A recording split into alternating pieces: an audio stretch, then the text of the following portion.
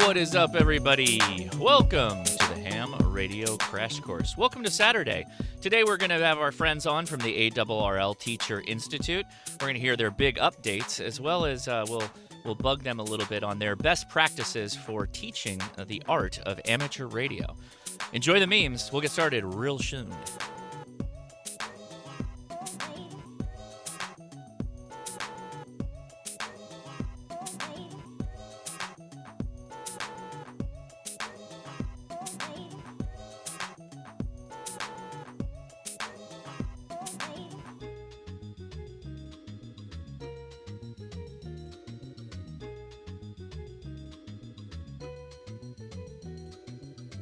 Hey, everybody, how's it going? Thanks for taking the busy time. You know, it's a busy time of year with kids back in school. We just had a pancake breakfast this morning with our son's schooling. Had to get up real early to do that. So appreciate you coming out regardless. As always, we're going to be talking about amateur radio, but we've got some friends on to do that from the ARRL Teachers Institute. We'll have links and some other stuff. We'll be showing you some pictures, and get ready for questions because we'll be taking those as well. And shout out to the After Chat. We'll be doing a video live stream after this one, where we take your questions live, and I have a fun topic for this one. We're gonna design a video that I'm going to be working on using some of these radios here, or maybe all of them. I don't know. We'll go based off of what the chat says. Anyway, a couple things to hit right up front. If you'd like to help out the Ham Radio Crash Course, go check out our links in the video description to our Patreon, as well as our Coffee of the Month Club. Now, finally back in coffee form. We did a Give It the Beans coffee a couple of years ago. It was so popular, we decided to move it into something where we had multiple varieties of coffee. And so once a month, you'll be getting a new variety of coffee in the mail, and they all follow some of our jokes that we've had inside of the Ham Radio Crash Course podcast, like Cat Cup Coffee and Ratchet Straps Coffee. I'm told that Cat Cup Coffee is the coffee of the month. We just received ours just a couple of days ago, so I'm going to be cracking into that one in a little bit, as well as hamtactical.com. Whereas all of our merch for the Ham Radio Crash Course, which also comes out of our long line of inside jokes. So if you'd like to check that out, go take a look at the video description. But let's say hi to our friends. We've got a couple of folks here. We'll bring them on right now. Howdy, everybody. So we got Steve Goodgame, K5ATA, Ed Wilson. Hey. Oh, what's that? I was just saying evening, everybody. Hey, how's it going? Ed Wilson, Ed2XDD, and Everton. Henriques, is that correct? Everton? Okay, KD2ZZT. How are you this fine evening, gentlemen? Doing good. Good. We're caffeinated, and yeah, we already got that. Already got that question. Which is the highly caffeinated one? Is there any competition against Steve, or can we just assume the victory goes to him? Everton's got a coffee cup that says coffee, but he lives a lie. He lives a lie. It's tea. All right. Well, we've had Steve on before. I don't think, Ed, you've been on the show, but we've talked to each other so many times at the different ham fests and all the things you did in and out of radio. So thank you for joining us. And Everton's first timer out here, we met Everton. What was it at Hamvention, right? Hamvention, Hamvention. Yeah, it's good to see you, and thanks for being on the show. So, Steve, give us the updates first, and then we'll start coming in with all the fun stuff you guys have been getting on with. Okay. A lot of changes in 25 for Teachers Institute and the education department in general. Mm-hmm. This year we ran 7 TIs, in part thanks to the telethon that we had late last year that you guys helped us out with. So we were able to run 7 of those. We expanded into creating what at the time we called a TI3, which was space and balloons. And it was kind of an experimental thing. We pretty quickly figured out that is too many or too much for 1 week. So we're actually going to split that into 2. Oh, okay. But one of the big changes next year, we're aiming for 14 sessions of TI. So we're going to double it. And then my goal is to double it again the next year. So we would be 14 next year and then 28-ish the year after. But we're changing the overall structure of it. Traditionally, it's been TI1. Everybody kind of went through TI1. It's like, Gandalf, you shall not pass. And then you had TI2 and then TI3. And when you start looking at it, it doesn't make a lot of sense to force everybody to go to some of the sections that they may not be, into and want to implement with their kids. Hmm. So we're changing it. Everybody will still have to go through TI1 to get the basics.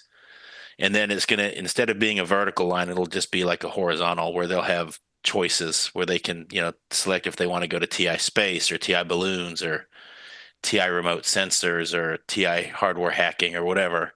They can kind of delve into areas that they or their kids are interested in. It's now Um, become so big that you actually have a syllabus that you can have elective studies that the it teachers can actually go to. has, That's awesome. it's grown to, well, I mean, we hit over 100 teachers, I think, this year. I would love to be able to hit 1,400 in a year. Wow, that'd be awesome. That's um, it's a fast scale up, but we're going to get there. Um, and then it still gives us, by doing that, it still gives us a chance to do a little bit of vertical stuff in there. Like, for example, TI space, we may want to get deeper into the weeds on a part two for that. So, you can still have some increased depth there. We're also creating an ambassador program, which is we're building out a STEM curriculum, a full STEM curriculum for sixth, seventh, and eighth grade, and then a couple subject areas in high school. And these ambassadors, we're going to bring them up. We're going to train them on how to implement this STEM curriculum, and they're going to be that point of contact for their region, their area. It's not necessarily based off of like ARRL divisions or sections as much as it is just population centers. So like Everton's in Staten Island, New York, so he's going to be the guy for New York City, where people have questions, they can ping him and he can help them out, and he can help lead some of those trainings. We're pushing out into 5 or 6 um, population centers this year, or next year, I should say. So that's going to start scaling up. Obviously, the STEM curriculum that I mentioned, that is going to be completely standards based. So we've got a company that's doing the bulk of that work.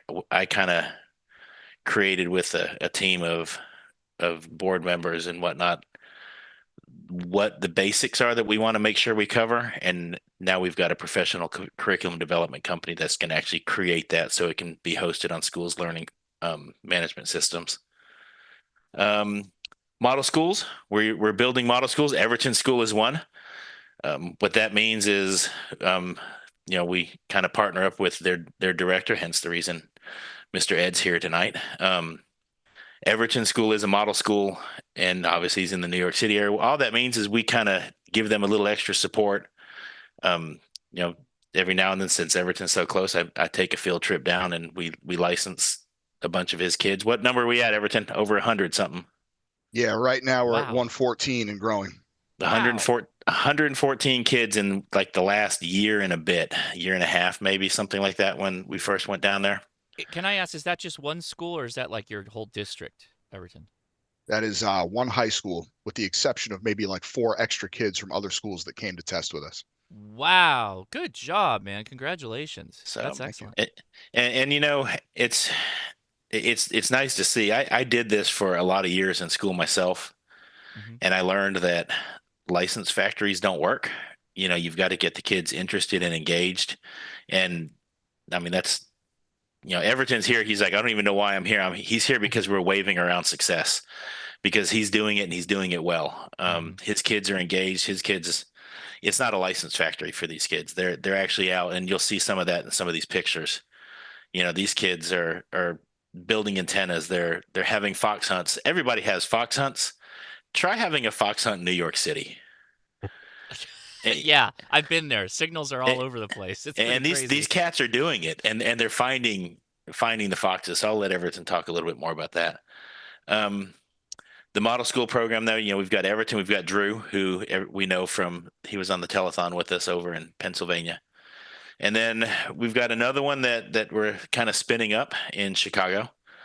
And so we're looking for some West Coast schools. So, what these schools are, these are places that are already doing cool stuff with amateur radio. Um, Hopefully they've come through TI. If not, we can bring them up and have them come through. But it's absolutely not a requirement that they have. We're just looking for people that are engaging kids and letting kids nerd out and do cool stuff. Hmm. So um, that's the bulk of, I saw several questions kind of roll by, I Yeah, think and, so. and I've got a big one, and so Steve, this is your kind of brainchild. You hooked up with the ARRL, and they kind of let you run with this. And I know we talk about it all the time. This is getting teachers to come to the ARRL to learn, and now you're cooking up other locations, maybe future locations and stuff like that. When you're a ham, so me, for instance, and I go talk to a teacher, right? I think we almost need like an elevator speech for a ham to talk to a non-ham teacher or non-ham STEM person. How do you generally approach people? And it could be anybody on the call here. If they were a ham, it's going to speak on behalf of the Teachers Institute and getting teachers interested. How do you guys approach that discussion? So, the way I do it is, and Ed does this in his division. He talks to people all the time. In fact, I'll let Ed kind of go first. He's got a smirk like he's got Yeah, something he wants to say. So, yeah, okay. I So, think so yeah. one of the things that I've learned, and Steve realized this, and Steve and Cindy realized this before me, is that we can't really go into the schools and be like, "Hey, ham radio." They picture ham radio as being, in the basement like I am right now with the suspenders on. We kind of been selling them with wireless technology. Let's talk about wireless technology. That's what the kids are into. And then we'll take it from there. And within wireless technology, we've been playing with Arduinos and Raspberry Pis and all things that are appealing to the age bracket. And then eventually they're like, okay, well, what do we do now? Well, now you want to transmit. Now here's ham radio. So the initial discussion is somebody like Steve going into the school who's got this proven track record of success to go in and talk about all things wireless, because everything around us is wireless right now. Once we get the kids to realize that this phone here has 6 or 7 different radios in it, they kind of get the concept of, oh, I've been playing with radio this whole time. So that's my ad. Yeah, I like that. Yeah. 'Cause yeah. it's- So, Mhm. go ahead. No, you're good. Go for it. You guys have No, the info. I was going to say, that's similar to what I do. Obviously, I start off by asking questions a lot of times as to what, if I'm talking to a teacher that's not a ham, what are their kids like? What are they into? A lot of people are more into space than they are, other things. So you kind of have to find their lane Mm. and kind of go off on that tangent. With space, obviously you've got all of the satellites you can work. Part of TI3, which is now turning into TI Space. We did some Radio Jove, radio astronomy stuff, so that kids can, listen to planets. It's kind of odd to think that planets make sound, but you can listen to them. Sure. Stuff like that. So you find what they're interested in. A lot of kids that are more into outside stuff, fox hunting and stuff like that is the way to go. But the trick is you have to know, or at least be familiar enough with the educational standards to be able to make that hook. Everton's still in the classroom right now, and I've had a good conversation with his principal, and he'll tell you that if it's not tied to some standards somewhere, then it's a whole lot harder to get away with getting to do it. Which is why we're paying a company to develop the STEM curriculum for us. We need to make sure that it is completely standards based, and it can actually move the needle on test scores, because whether we like it or not, it's all about test scores in schools. And if what they're doing is not moving the needle, then when it comes time to cut things, they're cutting the things that aren't moving the needle. Yeah, what does that look like to get it standards? So a curriculum, sure, but what does that have to line up to? Like states testing requirements, or some kind of an educational material that has to be covered, competency, that kind of thing? Yeah. So there are some national standards. The one everybody knows is the Common Core state standards, which most right. states took of that and basically copied and pasted it and called it their own thing. In Mississippi, it was the Mississippi College Career Readiness Standards, but it was basically Control C, Control V Okay. of the Common Core. So we align it to Common Core standards and the next generation science standards. And then as we're pushing into different states, for example, Texas, we're going to be heavy in Texas because it's got several nice dense population areas. Texas uses what they call TEKS, the Texas Essential Knowledge and Skills. And so we're going to go ahead and align it to their standards as well, so that, one thing we've learned is if the teacher has to like do hours upon hours of research to find what standards it ties to, they're not going to do it. Right. So we're giving them, it'll be lesson plans, it'll be interactive stuff on their learning management system. It's going to be videos, and everything's going to have printable lesson plans so that when they write their plans for their principal, they can hang those on the door and they can pick it up and look and say, oh, this is dealing with, standard 9.3C or whatever it is. But when they walk in to watch Everton teach, they know that's what they're seeing him work towards, is teaching that standard. Interesting. So do you want to walk through some of the questions, or should we talk about what Everton's up to, or how do you want to go? Let's talk about can you pull up those pictures and sure. let Everton I don't know a specific order, so we'll just take them as they go. Just roll with them. We'll take them as they go. Excellent. All right. So that looks like Ed. Where are we at here, guys? That's Ed. So Ed is talking with some of our students that had just tested. Most of them tested for their technician license this summer. And some other kids are looking up at the Geocron, which was a fantastic gift that we got from the ARRL, so through the grant program. And the kids love that. Totally get to see the world live. We just had an earthquake, this past year. They got to see it live on there. They felt it in the building too, which is pretty cool. But that was this past testing day where we did. And this was summer, right?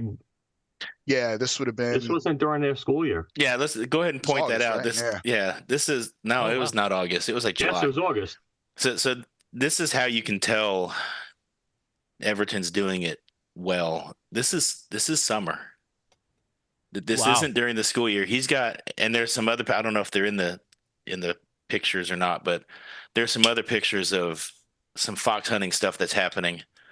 Again, it's in the summer after school's over, and if I'm not mistaken, they actually invited some other kids from another school to come do a fox hunt with them, and some of these kids from different schools. So this is just another example of doing it well. And that Geocron, he said that's from ARRL and our grant. That's actually funded through a STEM kit grant that I got from ARDC directly to provide equipment to classroom teachers. So got to give ARDC their little shout out there too, because they are very much appreciated. There was a super chat from the Carries. Nice to see the students giving props to Everton. Well, yeah, indeed. And yeah, that's really cool for a summer. Wow.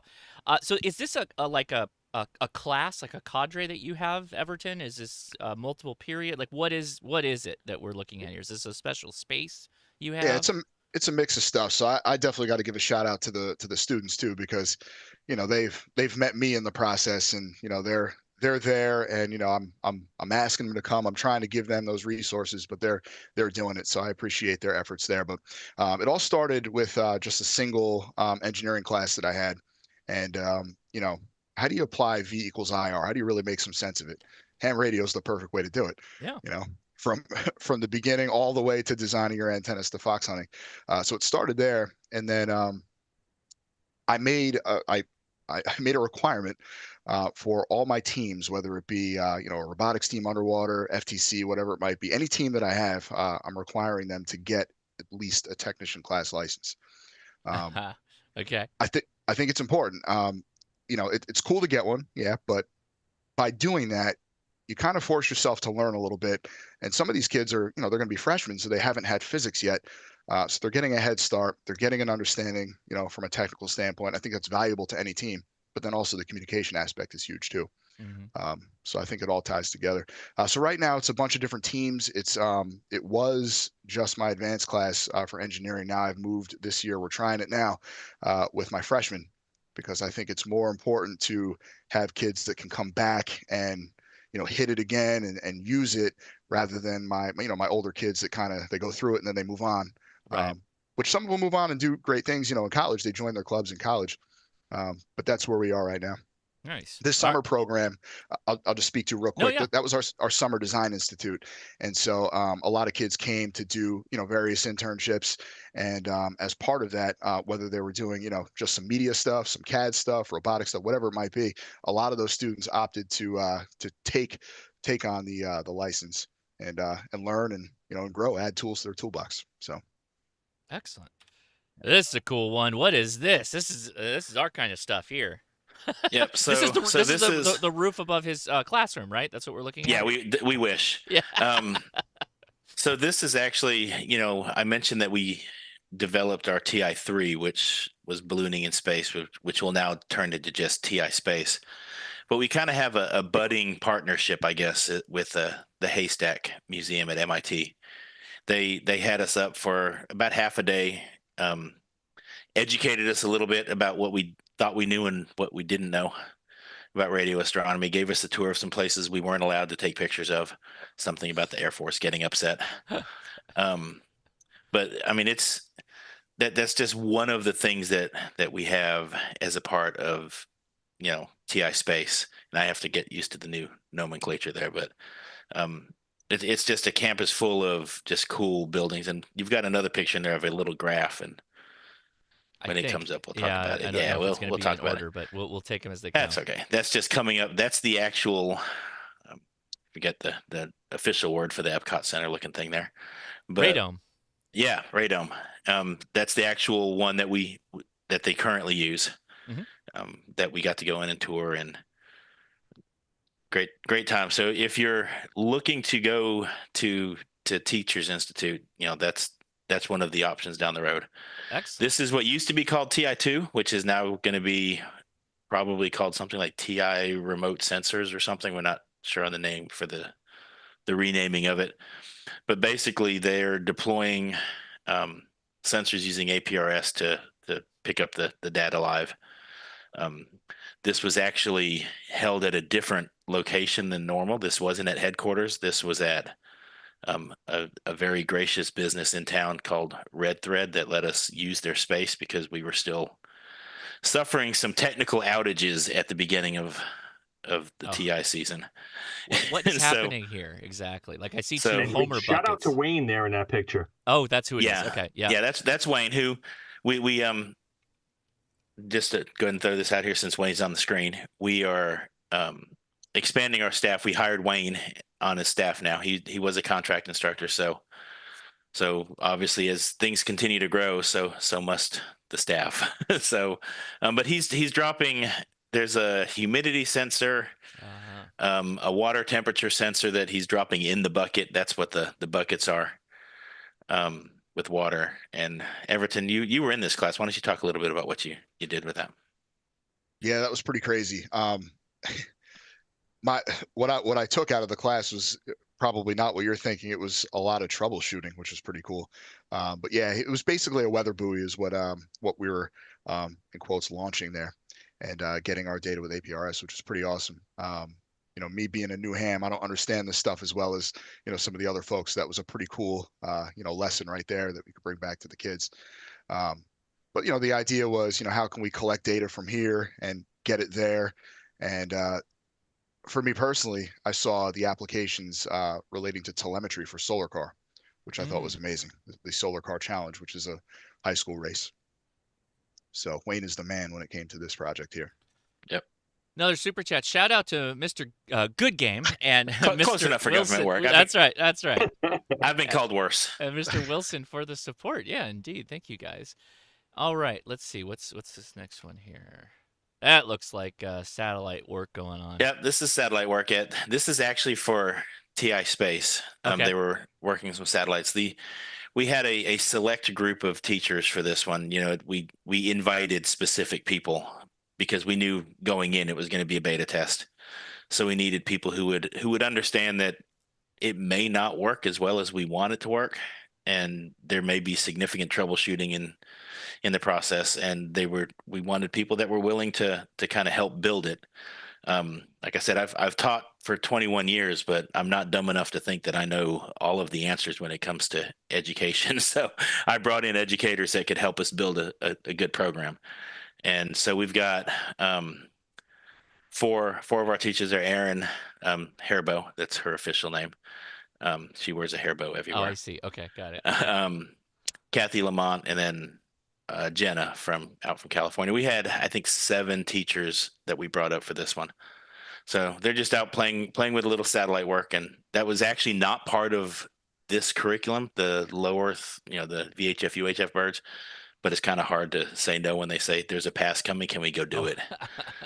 So Sure. it's like, yeah. That looks like another good shot. I saw the ARRL logo in the background. I'm like, oh, we yeah, should they're use that one. That's a good picture. coming out, and this is actually a TI1 class. So Okay.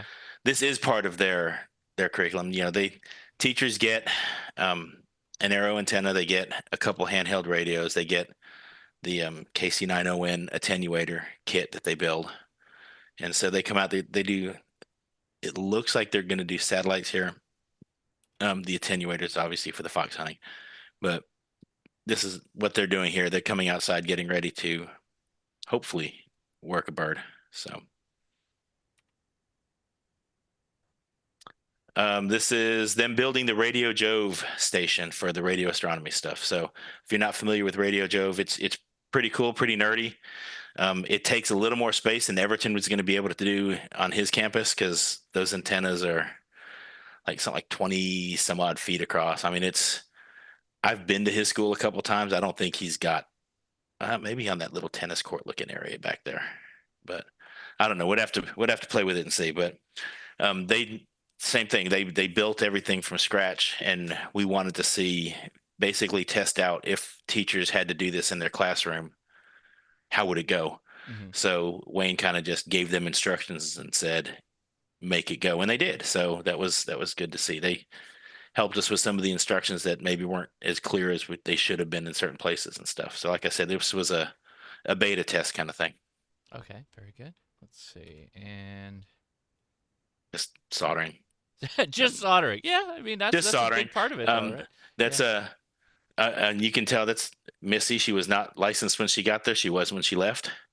About half the people who come are not licensed when they get there for TI1, but pretty much everybody is licensed when they leave. So, we send them all of the equipment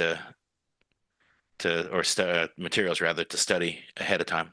And that was actually a somewhat challenging soldering project because it's a cheap little FM receiver and it had a little surface mount thing. So for people who have never soldered, that was kind of tough. But for $2.50, that's what you get. I lost Missy. Hold on, go back. Well, no, I think I lost that one. There we go. But that's that graph. I think goes back to the. That's that graph, and I actually need to get a better image of that to send out because Wayne, and I noticed Wayne's in the chat. Wayne and I were standing there looking at this, and what this graph actually is there are two telescopes on the Earth, and the other one's over in Europe somewhere. And that is the distance that they have steadily been moving apart over the last, I forget, 40 years or something like that. Interesting. And so when you look at it, and of course they're measuring this by using a fixed point in space that they know. So they're doing some nerd math to say, this is how far apart they're. Nerd math, yeah. They're, and when you stop and you think that, wait a minute, they're using these telescopes to triangulate how far apart these things, and it's actually moving. We all went through elementary school where everybody said everything started as Pangea and it just kind of spread out, and people kind of think it's not really spreading out anymore. Oh no! But that's what I mean. Kids, that's kids. Yeah. Kids are like, oh well, it started this way and now it's this way, and it hasn't really changed. But this is, actual evidence that plates still move, and kids are into that weird kind of stuff. I mean, we were. We had to go catch up to the tour guide because Wayne and I were standing there gawking at a graph. So. So it looks like all these super chats coming in, a lot of them are from the students. So I big see shout that, out to Tech High School kids that are out there. Raise VV, thanks again for the super chat. I'll make sure this money gets to the ARRL too. Don't worry, guys. I think we may have something cooked up in the future. We're not ready to talk all about that. Yeah, we might have a little something coming. Okay, all right. We'll mention at the end of the show, but maybe hold on. I'm not saying don't. But maybe hold on to your super chats to this episode because we got something potentially big planned. Shout out to Mr. Goodgame, Mr. Wilson for the support for the engineering programs at SI Tech. Much appreciated. Hello, Kimberly. Thank you. Really appreciate the support at Tech, Mr. Goodgame and Mr. Wilson. So it sounds like you guys have been to a number of schools because the Ray's back again. I agree with Kimberly. And is it Shiffy? Shiffy. Nice. Okay, thank you. Thank you for the correction. Yeah, so let's parlay that back here a second. So there was a question that came up from David. Question: how can a club get ARRL TI included into schools? So that's you get that all the time, right? Yeah. It's more how can we take a teacher from a school and include them in TI? Unless now we do have the ability if there's just like a huge district. I'll just say Dallas ISD, for example. If they were to say, hey, we've got 14, 15 teachers from different campuses, we could come down and do a TI for that district. You know, we're hoping to do something like this in New York City in January-ish with Everton's principal has kind of volunteered to help gain some other schools in there. But basically, you know, if you're talking about just getting an administrator to say, hey, yeah, this looks like a great idea, let's do this. I've got a video on the ARRL YouTube channel about how to talk to schools and administrators. Basically, you want to make sure, like I said earlier, that when you're discussing it with them, you tie it into the fact that it's standards based. There's scholarship money. I didn't even talk about the scholarship money. You know, we give away between 800,000 and $1 million in scholarship money every year. And I say we, it's the ARRL Foundation. Again, a large part of that comes from ARDC. So thank you to the folks over there.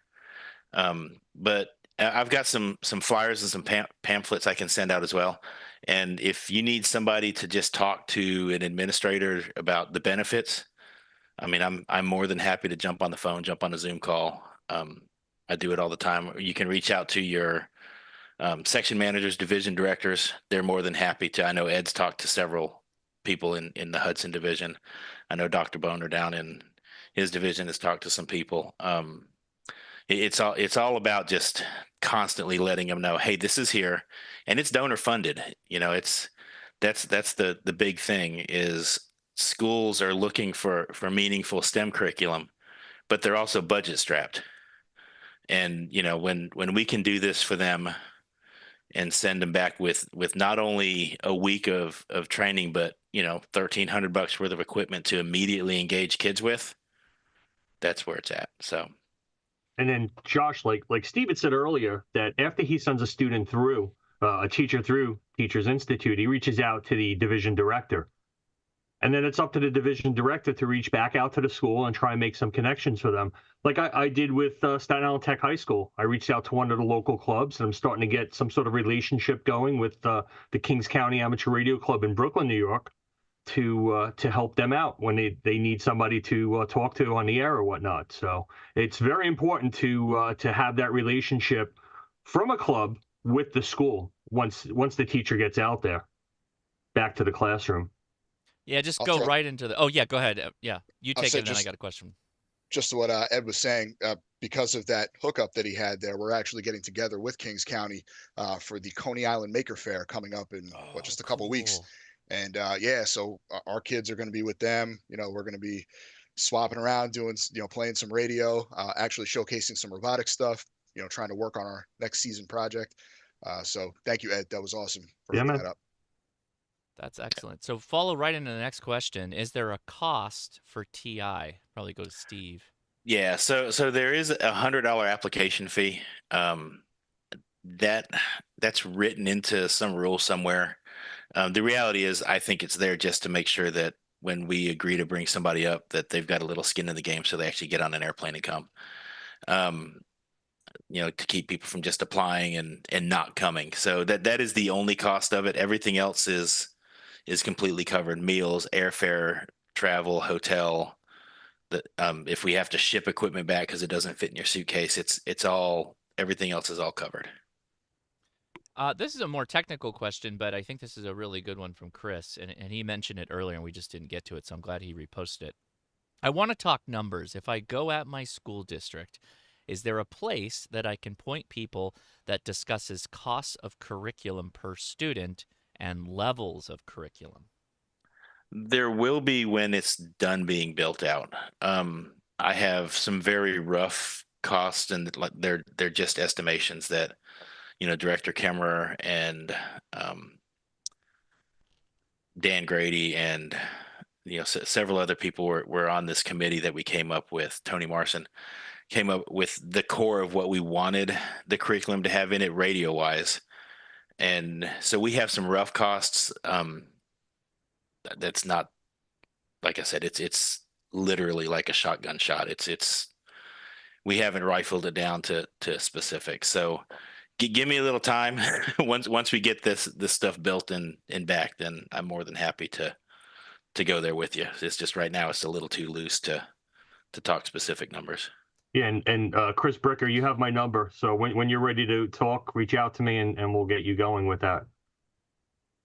Yeah, let me go back a step then. What does that mean, curriculum cost? So like you're talking about, so if the teacher comes to TI, which is $100, and they leave with information, you're talking about a future where you have a curriculum and there's going to be some out-of-pocket cost to like the student for materials, or what does that mean exactly? Yeah, I assumed he was talking about the STEM curriculum we're building. If not, I apologize. But yeah, obviously there would be some equipment cost to it. How exactly we're funding that, or if it's we just haven't figured all that out yet. Like for example, the fox hunting unit, and they don't have to have come to TI to get the curriculum. The curriculum is just going to be out there free.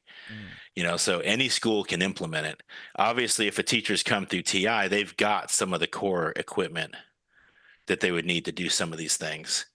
If they're not, and they're just, Bob the Builder from Fort Worth ISD, and he's a teacher and he wants to implement this curriculum, then there may be costs for him to, buy in a directional antenna, buy a Fox, stuff like that. So I assume that's what he's talking about. Yeah. So we are taking questions now for those in the chat, but I'll go back to something that was kind of said earlier. It feels like, well, obviously this show and this episode is not discouraging an individual ham that works out a relationship with a local school. The times for that have kind of changed away from kind of what it used to be. And I think the way Steve and the ARRL Teacher Institute is going is, I think probably the best way is that they're providing a way for teachers to get the information, which is on a broad topic set. Kind of, Ed, you kind of explained it perfectly with this. It's all connected to sensors and wireless technologies and all that stuff. It's kind of not the same as it used to be, where you just went to a school and said, hey, I'm a ham radio operator, let's do ham things. Now you got to have way more involved because, well, I just know from my kids, my wife's already looking at how they can be ready to apply to college, and they're 8 and 10 years old, right? So we're well past the world of like the garage workshop, just having fun, fooling around with electronics. You want to get all you guys, you want to talk to that comment, and how you've seen the directions changing a bit with kind of bringing ham radio to schools? Yeah, you obviously the days of the random club member showing up and Right. going to the classroom and sitting down in the corner with little Billy and playing radio, those are gone. Not happening. Yeah, not happening. So, but that's not to say that clubs don't have a role. Clubs have, like Ed said, they have a critical role in doing this. Teachers are going to have questions. Like you said, we give them a very broad education, I guess, for that week. And they're literally drinking out of a fire hose for that first week. They're trying to, take a sip and not get their lips ripped off. And when they get back, they'll obviously have forgotten some things, or they'll have other questions. I mean, the number of things that Everton's probably decided he had questions about after the fact that, he said, how do I do this? How do I do this? If they have a club that they can call and say, hey, we just got several of these radios. I don't, for the life of me, remember how to program these. Can you come help us out? Right. Just be that club guy that's like, that may not be what you are hoping to get to do with these kids initially, but just, hey, sure, I'm more than happy to. Let me come show you how to do this stuff. Whatever it is, whether they need help raising an antenna on campus or something, just you need to wait for them to kind of invite you, I guess, is what I'm saying. Because the creep factor it's real when, principals and secretaries at the front of the building, they're trained to not let anybody pass those locking doors. I mean, suspend the free zone. Mm-hmm. You walk into Everton school and there's by all appearances, a nice lady sitting at this booth, but I have no doubt that if I wanted to keep walking into that school, I'm not going to make it very far. I mean, I'm 6.5 feet tall, and I think she can take me. So, you're just not going to get in there. So yeah, use those connections. That's why we take the time to send all this to our field organization, to the directors and vice directors, so they can filter it down and make those contacts with those teachers and say, hey, in case you have questions, let me connect you with this club here. And then on the other side of that, on the club side of that, Josh, if you're a club member that you're called upon to help out the school, you really need to encourage these kids and don't make fun of the Baofangs. Don't make fun of their Quashangs. This is what they're into. Right. The Quashang and Baofang, that's their first radio. And I said this to a club the other night. I said, you want to know where all the kids are, but yet you're over there and you're crapping all over their Baofangs. You really need to stop this. It's like, this is what the kids have. This is what they're loving. You go into the Staten Island Technical High School, they're over there, they're customizing their Baofangs. They're taking them apart and they're making them pretty. They're coloring. Everton, tell them about those Baofangs those kids were doing. Yeah, that was I was surprised how huge that was. So we have a bunch of Baofangs and they're just getting licensed, and especially the girls were like, I want to make this thing pretty. And so they did. They'd paint them up. Some people would put jewels on them, and it made it just into a real fun thing. And now, this is their special radio. I mean, I got one right here that was painted. I don't know if you can see that there. That's my Baofang. Hey, yeah, look at that. Yeah, and like that's cool. It just makes it a whole lot more fun and engaging. Then they want to use it, and yeah. But aren't they they're taking apart the radios to paint them, because you're like using automotive paint or something. Oh my goodness. They sure are. In fact, for a lot of these radios, to get them painted effectively, you actually have to desolder the speaker and take it all apart and then put it back together again. So that was actually a pretty good exercise the first time they jumped into it. Yeah, that's awesome. Super chat from Justin Lai. Thank you, Mr. Wilson, Mr. Goodgame, and Mr. Henriques, for your support for Sith Sarl. Which Sith Sarl? Can somebody tell us what that is? Because I saw some Go Sith and some other stuff. Go Tech. What's that? Yeah, so Staten Island Technical High School. Ah, nice. So SITS, and SITS ARRL is the Staten Island Tech Amateur Radio League, and that's our club there. So that's WS1 THS. Well, I've got a website here. Should I pull that up and maybe you can kind of explain that a little bit to that? Go for it. Let's see. Yeah. So this is your website, right? Oh, that was that's their Facebook. Yeah, that was a project that the robotics team just recently did. Yeah, if you could play that video. If you don't mind, yeah, I'd love to. Yeah, let's do that. I don't know that you'll hear it, but the other side will. Well, maybe. Yeah. I don't know if we'll hear it totally, but we'll see. So you're at a There's baseball. Me. Oh, okay. Yeah, minor league baseball game, and our robotics team was tasked with creating a robot that can throw the ceremonial pitch. Okay. And they did. Oh, so that was it. That was the first pitch. Yeah, that was cool. But if you look, you'll see. If you look closely, you'll see radios on everybody. One of the craziest things, and of course, this is life, happened when we unloaded the robot from the truck. Hardware was loose. It was just a disaster. We had to, scramble the last 30 minutes to get it fixed.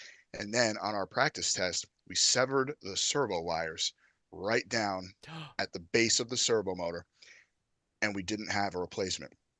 So when I talk, this is about 20 minutes before. When I talk chaos here, no cell phone could handle it. So they were on their radios actually coordinating what to do. We need this supply here. We need to do this. Where are you? Because, we have a booth up in the upper deck where they're, selling merchandise. We got kids that are actually on the field. We got kids in the stands. 20 minutes to go. And what you saw was we were able to make the pitch. And so some of those kids are actually on here right now. It was Ham Radio actually saved the day. Oh, So, look at that. Yeah. Thank you, Simplex, for organizing us. So that's yeah, awesome. if it weren't for that, I don't know how we would have communicated effectively. So that was a pretty cool situation. So First Robotics is also like a competition system too. Is there a robotics competition with First Robotics? Yes. So this particular team is part of their First Tech Challenge, and so Nice. they compete in that. And half that team, if not more, also does an underwater robotics program in the spring as well. Wow. Okay. Are you the lead for that too? Are you helping them out with it? I'm no lead. I'm just an advisor, man. They do it all. So. But yeah, that's excellent. Oh, very cool. I love that. But yeah, Everton's a little on the busy side, just so you know. He's up at the school all the time. Yeah, it sounds like it. Let's see. Oh, there's another super chat. Oh, this one got cut off. Hold on one second. Massive thank you to Mr. Goodgame, Mr. Wilson, Mr. Henriques for bringing ham radio into the broader STEM curriculum at CIS. Of course, thank you to Josh for the license prep tutorials, KE2CMS. Well, thank you. Thank you very much for that. Appreciate it. Yeah, you're kind of a rock star in their little classroom. Oh, just so you know. jeez. Yeah, Josh, next time you make it to New York City, and you'll have to come down to the school. I gotta get out of the Manhattan area. That trip to Manhattan was not it. I gotta get out to the outer boroughs, I think. Take you to Staten Island, get you a nice bacon, egg, and cheese. There you go. Salt, pepper, ketchup. You'll be straight. That's a thing. I like it. Very good. Okay. Here, oh, another super chat. Thank you from Burning. Thank you for the work, Mr. Goodgame, Mr. Wilson. Appreciate it. Let's see. Okay. Yeah, I did have to mute that pretty quickly because I'm hoping I don't get a strike on ZZ Top or Aerosmith that was playing in the background at that ball game. I was worried about that. Let's see. There's a lot of comments, so thank you. If you put Ham Radio Crash Course or question in the chat, it'll pop up faster so I can see it because there's a lot of people talking. But let's go back. I'll ask a real simple question. Have any of the schools, and maybe Steve, because you're kind of connected to a lot of them, or just anybody jump in, have any of them like gone out and done a Parks on the Air activation yet? Is that been a thing, or is that kind of like next level stuff, you think? I know that several of them have done some portable activation or operations. I don't know that they've gone out to a park. I know we did with some of our club members, but it was in conjunction with the local club. All right, Everton, we're gonna have to change that in the coming week or two. Yeah, it can be tricky depending on district and as far as what it takes to get to leave campus to do something. So if they connect with their local club and they arrange to do something after school hours, that may be a little different. But Everton and Ed sounds like they want to try to do it. So let's make it happen. Yeah, I feel like you've got a couple of good opportunities at least. Well, I know out here we do anyway for like Winter Field Day. It's actually cold where you guys all live, so I don't know about that. But that's always a good one. What's that? It's actually winter. Yeah, you have seasons. I don't. Okay. What was so my POTA question? That was my other last one there. So now there's some other pictures in there of some of his kids doing stuff. Yeah, I also I didn't mention it before, but I try not to put pictures of faces of young people I don't have approval from parents on video. Oh, that's one of my things. My wife says, so you know, Josh, you can't do that, and I went, okay, yes, honey. We do have waivers for those kids. So I'm sure every one of them. Still, I but feel that's fine. Got it. Yeah, no problem. The going back to the club thing, I'm getting a sense that, you know, I know a lot of the ways that hams used to interface with schools were kind of like the ham is kind of in the front of the classroom, a lot of lecturing, talk. And hearing Ed, I'm hearing a word that's coming to my mind, facilitation, right? You're facilitating the exploration into radio, wireless technologies to help the kids.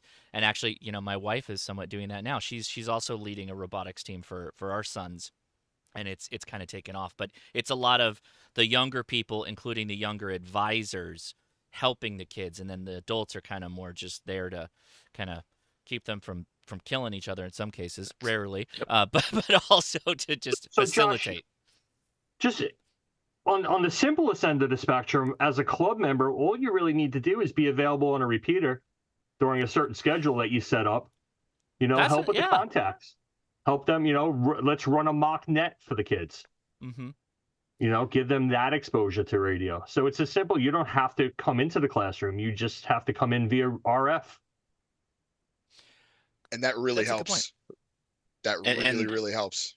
You know, having kids work with other kids that are kind of trying to tackle the same things is important. And doing that with RF is easy. In fact, I forgot to mention one of the things that we started giving teachers this year in TI is a Zoom spot. So teachers are leaving with a Zoom spot, and then they have the FT70 radio, which is a fusion capable radio. And we've created a TI Yaesu fusion reflector so that these kids in classrooms, and it's kind of cool because we just gave these out in the summer, and we have one set up in the office so that we can kind of monitor and hear.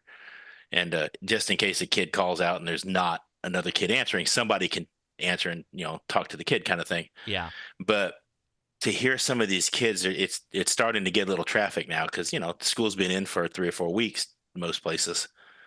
So the kids are starting to actually talk, and the idea is, as more and more of these get out there, then the kids are going to be able to talk to other kids around the country. Everton's kids, I mean, he's got some sharp kids. So when some of these other kids are like, hey, we're looking at doing so and so, and if his kids have already done it, what better way to kind of help mentor and guide them? Boom, they've got all the equipment right there, and they can do it on the radio, and then everybody else who's listening benefits from it that way as well. Yeah, that's a really interesting thought. I know you were talking to me about Zoom spots and doing that over the internet kind of connection, because now, hypothetically, in a best case scenario, you can have the kids that have done it mentor the kids that are about to do it or are Peer in the mentoring. process over the air. That's Yeah. fantastic. Yeah, that's great. Yep. I love that. I got to give a shout out to the Zoom spot folks, because that would have been cost prohibitive if he had not worked with us there. So, and we get a lot of people a lot of these companies give us pretty steep discounts on some of this stuff to make it go. So it is much appreciated. I love the comment from Ham Radio Tube. Totally the normalization of ham radio. Imagine in a few years the homecoming king and queen will be hams. They can hold their decorated balfags up at the. Love it. I have no doubt that's possible at Everton School. I'm serious. It's 115 kids or whatever it is running around impressive. there. So. Yeah. So Everton, going back to the balfags, I'm still very much intrigued. Do they carry these balfangs on them during the day? They use them often. What do they do with the balfangs or any radios? Yeah. Yeah, some kids do. Because it makes it easy to communicate, especially when you're in a dungeon like where I'm working. Your cell phone does not work at all, man. It's like a radiation shelter down there. So I actually do keep in touch with some of my kids. We have a simplex frequency that we use, and we can hit each other up. But you know what they really like to do? This is hilarious, and this gets them in. They like to scan the staff frequencies. Oh yeah. So they can hear what's going on. And I was hoping you were going to go there. Oh yeah, definitely.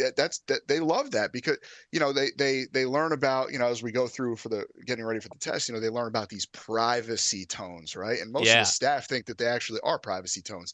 The kids learn they're not. The CTCSS stuff they can just grab hold of, and if they want to transmit on there, but that's going to be a problem. But they can just listen in anyway, and they learn that there's nothing private. And so they like to listen in. And the other great thing is in your classroom, Everton, you have that big Baofeng charger. What does it hold? Like 6 or 8 Baofangs? Yeah. Yep. The big gang charger. Yep. So the kids can charge their radios during the day. Yep. And most kids actually, because a Baofeng's nice and cheap, they actually purchase their own radio. They like to, doll it up too. So they all have their own. I would like to, if you don't mind, I would like to tell a pretty cool story that happened this summer. Yeah. So during that SDI program, we didn't have a full school, but we didn't, so obviously we didn't have full staff either. We had a little bit of an elevator fire for the first time. So instead of a fire drill, it was an actual situation. Nobody got hurt. It was good. But at the time, I didn't have a school radio on me, so we're exiting the building because I was doing other things. And so we get out there and they need to coordinate people to block the streets, because it's New York City. We have to block the streets, make sure the traffic isn't coming down. We got to let the fire trucks through. And actually, and this kid's on there right now, Max had his radio on him, scanned the frequency, got the CTCSS tone so that he could hand me his radio so that I could coordinate one of the streets. And I did. And that was a situation where, I count that as an emergency. We needed to jump fast, and we were able to do that because of his knowledge of amateur radio. Quick thinking Max on that one. That was good. Yeah. Good job, man. What other projects do they do with radio? I guess you could say amateur radio, but what have you been doing that they really like to do? Have you dipped into SSTV and other stuff like that, or anything? We're getting there. Some kids have done that on their own. As for the bulk group, my big thing is, okay, we need to design directional antennas, and we need to be able to fox hunt. And, we present it as hey, there's this rogue transmitter that's blocking, emergency communications. We have to find that. And so it starts from basic principles, and we kind of lead in to that. So, and part of that process is to get licensed, because, we need to understand what's happening, but I also want you to communicate via simplex when you're out there finding this fox. You know, fox hunting in a lot of times sells itself when you kind of explain it, but the way you just explain it is like, oh, that's perfect. A rogue transmitter that's blocking Yeah. a first responder frequency. Were you in the military by chance, Everton? Nope, I was not. I'm like, what? I wonder what MOS this guy had, because he's talking about DFing a bunch of. I'm like, all right, very interesting. Oh, I love it, man. Just The make it chat's fun. like going nuts. They love the call sign, by the way. So that was a vanity call sign you got. It sounds like the perfect call sign. Good name for an institute as well. SIS. I bet that kids love that. So, Steve, Yep. can we mention the next project we're going to introduce? Yep, I was just about to. Go ahead, Mr. Ed. So, Josh, you're going to get a kick out of this. We're going to be bringing a bunch of Meshtastic nodes down to the school, and we're going to be building some nodes. Excellent. What are you going to do? We're going to add some GPS units to them, and one of the great things is Everton has a 3D printer in the classroom. Oh, so we'll get some files to Max and the rest of the kids, and we'll start printing the cases before we arrive. The Heltec boards have some of the best 3D prints on print. That's printables. what we're grabbing. They're so good. So y'all, they're gonna love it. Now they're really gonna be decorating some Heltecs. Those things are so cool for that. And the idea there is, you asked what we're going to do with it, and realistically, I just want to see what the kids just do with it. Yeah. I mean, too many times I think that teachers and us old folks try to steer them into doing what we think they should do, and give them the stuff, and they know how to find you on YouTube to find out how to set these things up. I mean, half of them are in the chat now. Let them do what they want to do with it. Yeah, absolutely. So Absolutely. have fun with it, and I'm looking forward to hearing back from them as to what it is that they did, because kids are the next generation of innovators, and if you don't give them the chance to kind of tinker and play around without us telling them no, then they're not gonna innovate. My new little kind of catchphrase that I keep telling myself and other people is that inspiration drives innovation. And, yeah, 100%. We have to inspire them and make them feel comfortable enough to just get to play and tinker and see what they come up with next. And Ed wants to show off something. Yeah, real quick, $20 super chat from Jason Lockwood. Thank you so much. I appreciate it. Go ahead, Ed. So last time I was at the class in August when we were giving the test, I was talking to a few of the kids about the Liligo TWR Pro, or whatever the heck this is. Mm-hmm. So I was talking to Max about it, and all of a sudden I saw Max's eyes lit up and the light bulb went off over his head.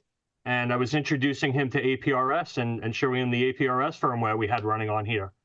And then from that, I guess Max had a nice long thought process going. And then he recently emailed Everton about some plans he has for implementing APRS into the solar car project. Oh, perfect. Yeah. For telemetry specifically, which is cool. And he's doing that under one of my other colleagues in the comp sci department. He's working on that project through him. But yeah, it's going to benefit our solar car team. So. Very cool. So we're just giving them the tools. Do these kids understand how good they have it now? I think judging from the comments in the I think they chat, do. I think they've got it figured out. But this isn't a one-off thing either, though. This is the way we want schools to be. This is the way schools should be. Can I go to every single school? No. But that's why we're building ambassador programs. That's why we have directors and vice directors. We need these people to go out to these schools when we're doing these things and they're building these programs. We need to be completely supportive of them. Yeah, I always have these, whenever I have Steve on and all the guests he brings and everybody I've talked about, Teachers Institute and everything, I'm so jealous. I'm so jealous that I couldn't do this as a young person, because this would have set me off on the right path from the beginning instead of me catching up to the right path a decade later. You know what I mean? The time that you save by helping kids, even kids that aren't going to go into engineering necessarily, right? This has value across the board as technology becomes more interlaced with everything we do. There's no way they won't experience it. And if you experience it without knowing it, it's lost dark magic to you that you're scared of, versus the way these kids are going to be is it's, this is just a tool. I may not understand this exact thing, but I was in Mr. Everton's class or Mr. Henriques' class, and he was talking about this, and that's kind of like that. I bet you if I did this, and then there you go. The tool set that you guys are providing kids is just amazing. I love it, and I'm jealous. I would love another 5 or 6 more schools within my division that are enrolled in this. We're working on it, so hopefully we get friendly that competitions going. Yeah, division-wide contests between the schools. Oh yeah, and that's part of what we're hoping to happen coming out of if we can make this January TI happen. There's some kind of testing thing in New York that they do in January that apparently is the sweet spot for us to try to host a TI in New York City. And so we're going to try to make that happen during that testing week so that, Everton's got some partners in crime spread throughout the city there that, all these repeaters are on top of really tall buildings. So they're all going to be able to talk, and these schools are going to be able to communicate. And once you get a bunch of kids, if we can just keep the people from telling the kids to stay quiet on the repeater. No sad hams. Sad hams. Boy, a lot just happened right now. So Brooks, WB6EDK, sent a $50 $49.99 super chat. Great work for our future youth. Thank you so much, Brooks. Now I'll just say this because we're about to wrap up anyway. We are going to do like a charity show on the Ham Radio Crash Course, and it's coming up relatively soon. So everybody, hang on. We've got some really fun news. I don't know what we can talk about, Steve, or should we just wait? Or I think we can to it. I think we can go there. Okay, so, why don't you go ahead then, and we'll hit the rest of this up too as we go. So last year, many of you remember Josh and Mike K at MRD hosted a cheers to Mike. Yep. a YouTube telethon, the first ever YouTube telethon, and we raised, after everything was said and done, it was right around $20,000 for Teachers Institute. It was set up as a nonprofit fundraiser. Mm-hmm. So 100% of those donations that people gave they didn't even charge us the credit card processing fees. All of it went straight into Teachers Institute. Yeah. Into our education technology fund. So we are doing it again. So yes. Josh is going to host it on Ham Radio Crash Course, and we're going to have it again. It's coming late November-ish sometime. I think I'm not sure of a date. Yeah, we've got a day we're dancing around, but yes, it's going to happen November. So, but it is very much appreciated, all of the support that we get. I know a lot of people, the mailing hit the mailbox over the last week or so for the education and technology giving that we do. That's how we pay for TI. That's how we pay for classrooms like Everton's. It is completely donor funded. Like these Meshtastic devices that we're doing, that's coming out of donor funded grant money to supply these kids with stuff so they can nerd out and learn and figure out how to catch CTCSS tones so he can help their teacher save the day. So thank you to everybody who does that, because we wouldn't be able to do this without you. So indeed, thank you. The main point there, though, is YouTube takes out all kinds of money if it's just like a super chat to me.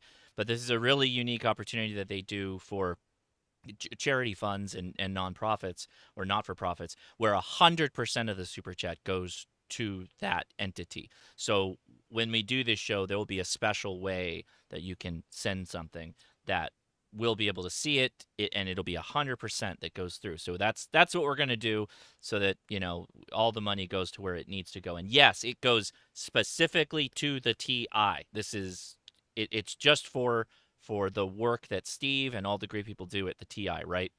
Yep, that goes into, they call them restricted funds, and they're just for Teachers Institute, teacher grant money, stuff like that. It is purely teacher and student focused. It's not used for any other part of the organization.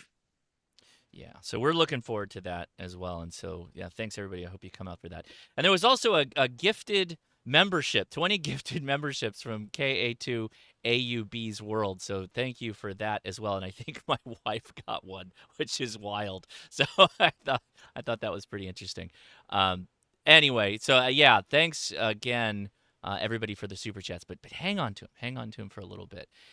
And I saw, if you don't mind, can Yeah. I answer James's question real quick? Yeah, please. He asked about whether we do homeschool co-ops. Absolutely. In fact, Ooh. Wayne, the instructor that we hired on staff now, he teaches in a homeschool co-op. So homeschool co-ops are probably one of the easiest places to get into. Their standards, and that the administrator is a lot of times one of the kids' moms. So there's, as far as the ability to be flexible in the way the kids learn, that is a great place to be. So yeah, if you have a teacher who is teaching in a homeschool co-op, by all means, we'd love to have them. If you've got questions about how to implement that, you can email Wayne. He's doing it. So, he can tell you all the strategies for it, how to do that and whatnot. And it's, if you just email me at the office, then I'll forward you on to Wayne. I don't know if, I don't know about putting his email here right now. He'll get 8,000 emails overnight. So Steve, correct me if I'm wrong. Did we just have an international teacher come through TI? We have one that we were trying to bring from Panama for October. He's running into some scheduling issues with getting visas in time and stuff like that. So he's still coming. He's just going to end up coming in the spring. So yeah, for the first time ever, IARU is funding to bring him, because the way my program is funded is it's for U.S. based teachers, but IARU has agreed to start help bringing in some of these other places. And so his name's Jose. He's in Panama, and he's gonna come up for a TI and go back, and hopefully we can start doing more of these. We're actually looking, or I'm exploring how we can do a TI international. That's going to take a little more legwork, but it's on the to-do list. My to-do list is pretty lengthy. And I did see Mike in there. I don't think anybody's passing any torches, Mike. I think we're just both doing them now. So I think we continue to do the telethon at yours, and you come to mine as well. I think this is good enough that we can do a lot here between us. So appreciate it. Spread the love, but it is appreciated more than you guys know. So yeah. Question: how can I be a part of this? I did drop the link and pinned it for the ARRL Teachers Institute on wireless technology, so you can take that link and share it. Right, share it to teachers that you think would be interested in this, so that they can fill that out and get involved. Because I mean, that's ultimately, again, what this takes, is that the teachers have to buy in. Great teachers like Mr. Henriques here, right? That they got to be willing to support this and take the time, because it is a commitment. It is. I mean, we're going to eat up a week of your summer or spring, or I mean, we're going to have to do more than just summer TIs now, because with 14 of them. But we're going to eat up a week of your life, and it is probably, I mean, like I said, I've taught forever, and it is the best professional development a teacher will get. I'm telling you, 100% agree. 100% agree.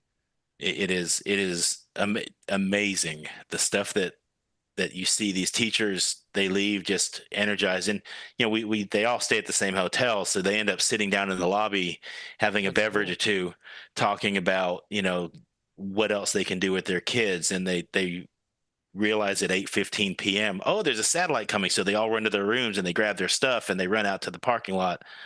And that it's creating a network of teachers that are also going to create that network of students. And we've got momentum. We're growing, and this is how we grow. We get more teachers to connect. We've got our own Teachers Institute Discord now, where the teachers are asking questions on a private Discord that's just for TI grads, so that they can say, hey, remember when we did this in class? What are you doing with it? Or if they've got ideas that they're trying to do, you have to have those ways for them to interact. So Excellent. Well, gentlemen, we've passed the hour. Is there anything you want to say going around the room? Final mentions? I just want to say thank you. I say every time I talk that I don't think it gets said often enough. Um, so I mean it. Thank you. Every dollar that comes in that gets donated to TI, I send an email to every single person who donates, because I truly believe, whether they give me $5 or $5,000, they didn't have to give me anything for these teachers. And, thank you. It makes a difference. We've got 20 some odd kids from Everton's class in here that are evidence that it makes a difference. So This has been helping out Staten Island Technical High School. Every time I go there, it's like it's a highlight to the 31 years that I've been a ham radio operator. Nothing like it. I've done some pretty cool things in ham radio, but leaving that classroom, just amazing. It really is. Everton does a fantastic job with those kids, and to all the teachers out there, you guys have my respect. I love it. Everton, anything you want to mention? Definitely. Thank you to all those donors. Like Steve said, it really does make a difference. It's huge. And TI is so worth it. Incredibly worth it. Josh, thank you for what you do. In my little curriculum, we have Hamtask Alpha through Hamtask Zulu. That's from start to finish to get licensed. And you are a part of Hamtask Alpha. Why ham radio? All the kids have to watch that. Oh, so, and it's quite effective. So thank you. Thank you for this opportunity. Steve, thank you, man. Since jumping into TI, I feel like I've come so far, and I wouldn't be able to do this alone. So the support is so appreciated. You too, Ed. You're real busy, man. You're working with a lot of different clubs. You still are a phone call away every time. So I appreciate that. I know that's tough, but if it were up to just me alone, I might be able to get like 10 to 15 kids licensed.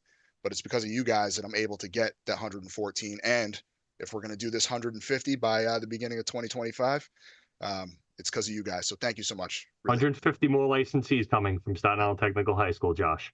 Amen. Wow, that's impressive. You guys are killing it. I love it.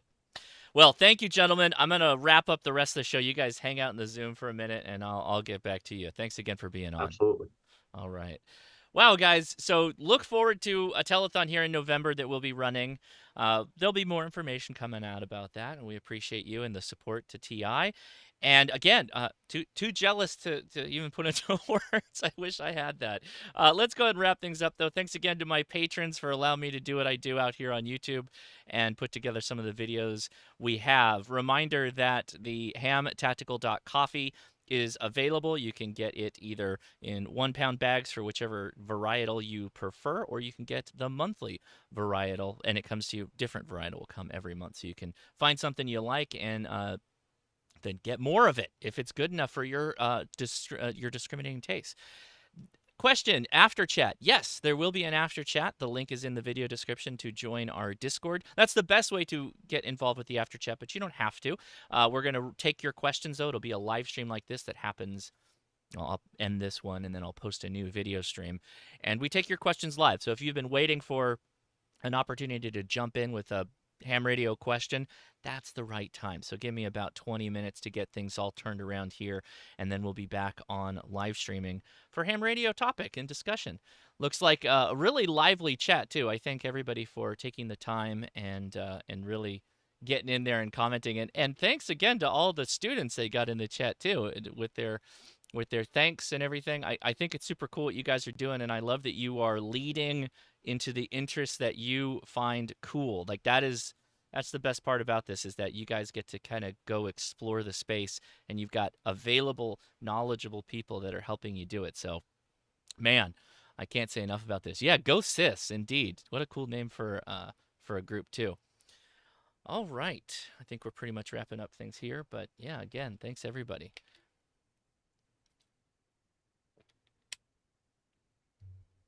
All right, Coffee Club. There we go. I was waiting for that. Your name's now on the blog roll, or the roll here at the end, so thanks for tasting and checking out the coffee. Make sure to tell me what you think, too. Send us an email at leah@hamtactical.com, and we'll read it on the podcast about your thoughts on our coffee. All right, guys, we're out of here. I'm going to wrap things up, and then we're going to go straight to the after chat, so thanks for taking the time. 73.